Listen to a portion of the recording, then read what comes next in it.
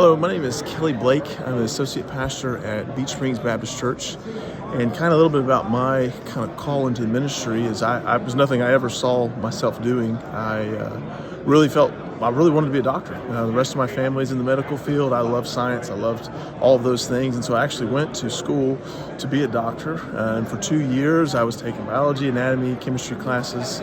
And I enjoyed them, but I started to realize more and more that my passion was in teaching. At the time, I was teaching a local Sunday school class in my church, and I loved it. I loved the time I spent with them, with the young men that I was teaching. And more people kind of kept coming up to me, hey, have you ever considered ministry? You ever considered preaching? You ever considered doing these things?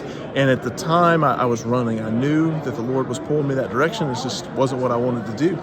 And so as time passed and more people continued to pour into me and ask me about these things, I really finally just gave up. I realized that I couldn't do all these things with the passion that I should do those things with. I needed to really just answer the Lord's call in my life. So eventually I just surrendered. I remember breaking down with my parents and just telling them, hey, I'm not going to be a doctor. I don't know why I was nervous about what they were going to think about me, but it's like, hey, this isn't what my life is going to be. This isn't what the Lord wants for me.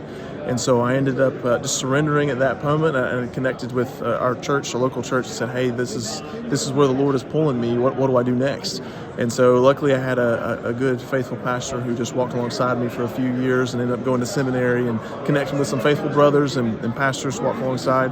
But it's really been awesome to see how the Lord has taken my life in a completely different direction from where I thought it was going to go. But that's kind of been my brief call into ministry. And really it was exciting to see what the Lord's done. I'm excited to see what He's going to continue to do.